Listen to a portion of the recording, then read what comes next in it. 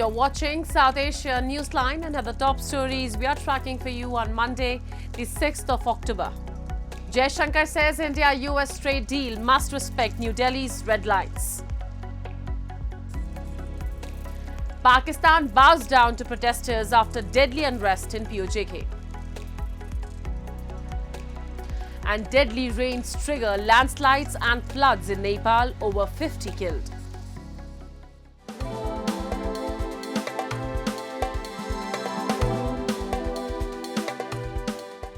And now for all the details.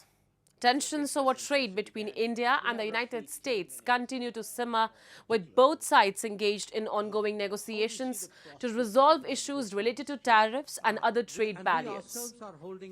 While speaking at the Kautilya Economic Enclave, India's Foreign Minister, Dr. S. Jaishankar, acknowledged the challenges in the trade talks, but stressed that any agreement must respect India's red lines. India and the U.S. have faced mounting trade tensions in recent years, with a particular focus on tariffs and India's purchase of Russian crude oil.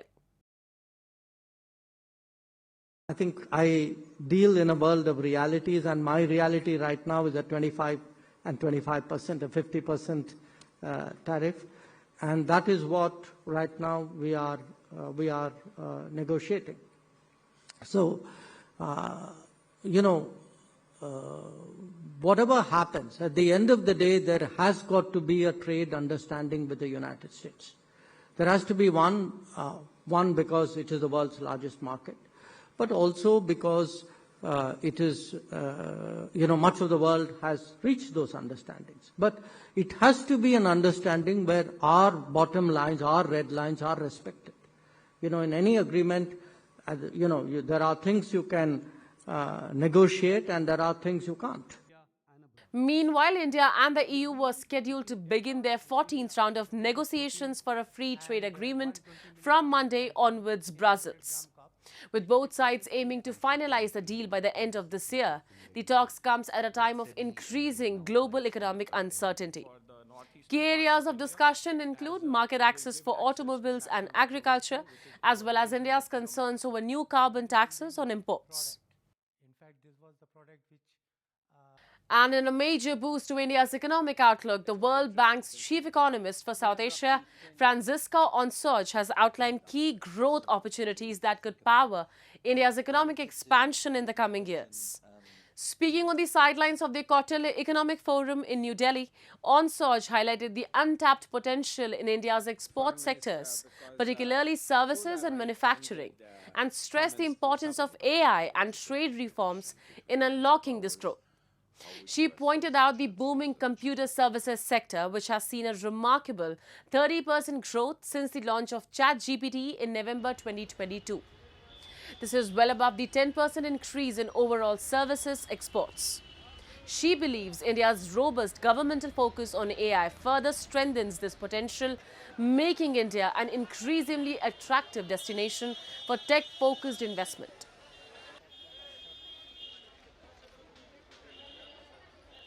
Computer services exports have been soaring relative to average services exports since the introduction of ChatGPT in November 2022.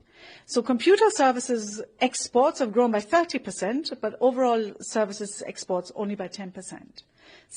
There seem to be real opportunities in that sector. And deadly protests have forced Pakistan to bow down in Pakistan-occupied Jammu and Kashmir. After days of unrest and mounting casualties, the government has signed a 25-point agreement with protesters to restore calm in this region. A report. After days of violent protests that killed at least 8 people and left over 200 injured in Pakistan-occupied Jammu and Kashmir, Pakistan Prime Minister Shehbaz Sharif's government signed a 25-point deal with the Jammu-Kashmir Joint Awami Action Committee to end the unrest. Parliamentary Affairs Minister Tariq Fazal Chaudhry called it a victory for peace. The agreement includes compensation and jobs for family members of victims, a 10 billion Indian rupees plan to upgrade POJK's power system, health card rollout and land regularization in Mangla Dam areas. A judicial probe will investigate the violence, and arrested protesters will also be released. Commenting on the situation, Jamil Maqsood, leader of the United Kashmir People's National Party, however, said, "Pakistan is a rogue state. It has a history of oppressing people," and stressed that its hollow promises cannot be believed. People have realized that they are not ready to live with Pakistan, and the major aspiration and vision will of the people in all these regions are to reunite with the erstwhile state of Jammu and Kashmir. So because of this notion, Pakistan is trying to use force in order to silence the people, but people are not ready to be silenced. And now you can see the internet and mobile phones have been blocked, and there is no connection between the international diaspora community with their families. So they disconnect everything and put the entire population behind the Iron Curtain and trying to meet with the fist of force. Last year as well, 4 people were killed during similar clashes in PJK, before Sharif approved a grant of 24 billion rupees to help meet most of their demands, which included subsidies on flour and electricity prices. However, people's grievances continued with no implementation on ground. Moving on, during a side event held at the 60th session of the UNHRC in Geneva, human rights violations in Bangladesh came under sharp criticism. The human rights activists from South Asia and Europe expressed concerns over widespread human rights violations in Bangladesh. We have a report. Human rights violations in Bangladesh came under sharp criticism during a side event at the recent UNHRC session in Geneva. Organized by the Center for Gender Justice, a short film screened at the event highlighted how radical Islamist groups have openly lynched political activists linked to the Awami League.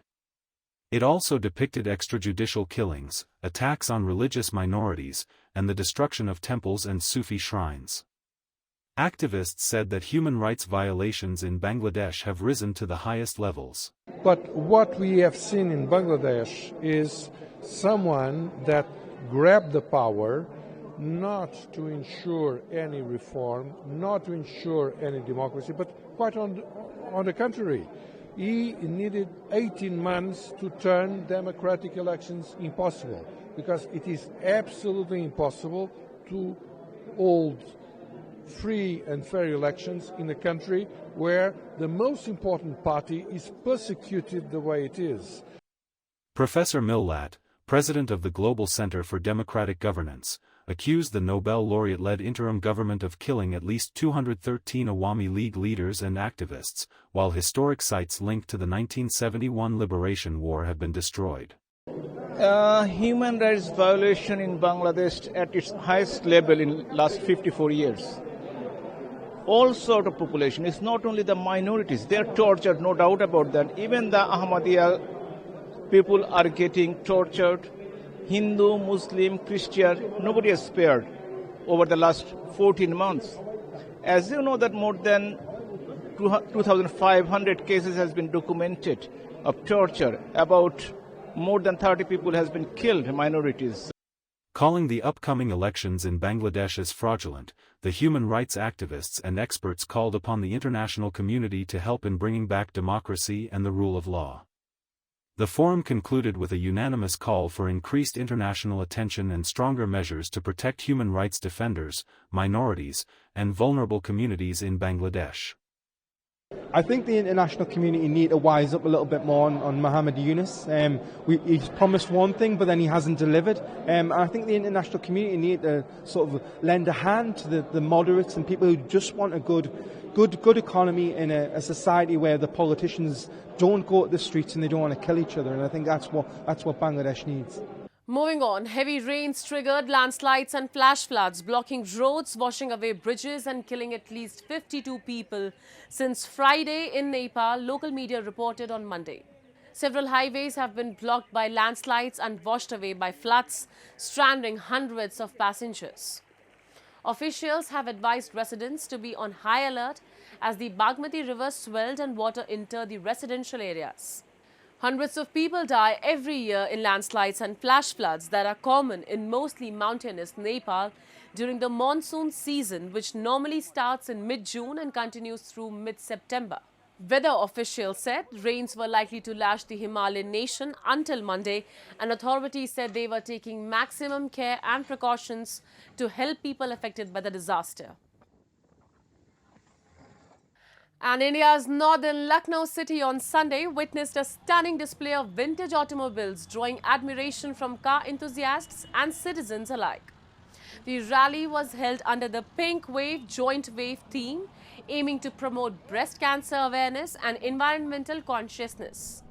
The rally featured classic cars from 1928 to 1975, each reflecting a unique era of automobile history. Vintage cars like red Mercedes, yellow Ford, green Volkswagen and silver Jaguar stole the spotlight. 1923 की वोल्सले है, ये one of the oldest car है, 102 साल पुरानी गाड़ी है, मतलब ये रियली विंटेज है एक्चुअल. बहुत अच्छा दिन है, मजा आ रहा है. It's so good now the winters have started, so we'll have more of these rallies. That's all in tonight's edition. We will see you same time tomorrow. Good night.